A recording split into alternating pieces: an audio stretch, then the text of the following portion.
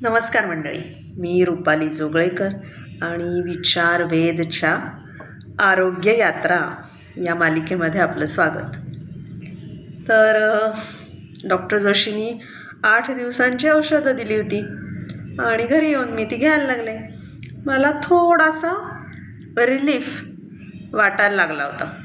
8 दिवसांनी त्यांनी परत बोलावलेलं होतं, पण ना तो डोकेदुखी आधीचे विचार हा जो प्रश्न आहे ना, तो त्यांनी का विचारला याबाबत मात्र मला प्रचंड उत्सुकता निर्माण झाली होती.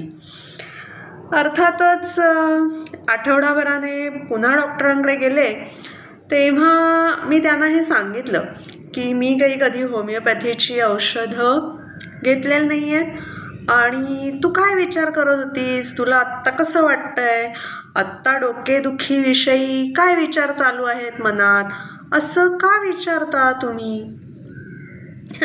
तेव्हा त्या हसून म्हणाल्या की आपल्या प्रत्येकाची कोणत्याही प्रसंगामध्ये विचार करण्याची एक पद्धत असते आणि तुमचे त्यावेळेचे जे विचार असतात, तुमची जी काही विचार पद्धती असते त्यानुसार आमचं औषध बदलतं. त्यांनी नियमित घ्यायच्या ज्या साबुदाणा गोळ्या होत्या त्या परत दिल्या, 2-3 वेगवेगळ्या नावाच्या पुड्या दिल्या आणि डोकं दुखायला लागलं तर फोन कर, मी यातली कुठली पुडी घ्यायची ते तुला फोनवर सांगेन, असं त्यांनी सांगितलं आणि मी औषध घेऊन घरी आले. विचार पद्धतीनुसार औषध बदलतं हे माझ्या डोक्यात चालत राहिलं. हे माझ्यासाठी ना फारच नवीन होतं. माझ्या विचार पद्धतीविषयी मी शून्य जागरूक होते. काय आहे माझी विचार पद्धती, मला ना खरंच काहीच माहिती नव्हतं याविषयी.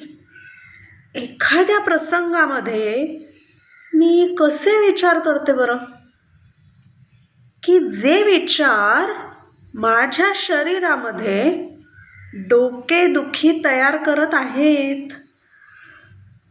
बाप रे, माझ्या विचारांचा माझ्या आरोग्यावर परिणाम होतोय, हे सगळं माझ्यासाठी प्रचंड नवीन होतं. म्हणजे मी ज्या पद्धतीने विचार करतेय ती पद्धत चुकीची आहे.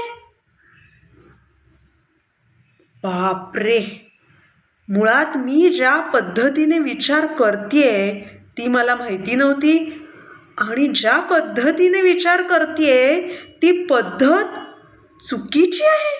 मी चुकीच्या पद्धतीने विचार करतेय हे स्वीकारणं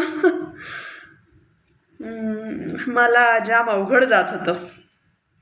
आपण चुकतोय, आपल्या विचारांमध्येच काहीतरी गडबड आहे याचाच अर्थ.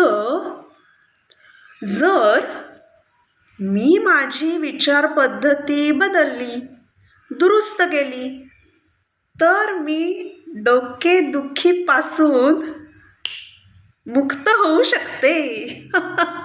Eureka, hurray, yes yes yes yes yes. अगदी आर्किमिडीज सारखी माझी अवस्था झाली. एकदम असा गहिरा भारी शोधच लागला होता मला जणू. मला ना अगदी असं एनलायटन झाल्यासारखं वाटत होतं आणि मी माझ्या विचारांवर लक्ष ठेवायचं ठरवलं. माझी विचार पद्धती कशी आहे हे शोधून काढायचं ठरवलं. आता हे लक्ष कसं ठेवायचं याचं ना एक मस्त टेक्निक मला सापडलं, ते तुम्हाला उद्या सांगते. तुम्हाला अशी युरेका मोमेंट कधी अनुभवायला मिळाली आहे का?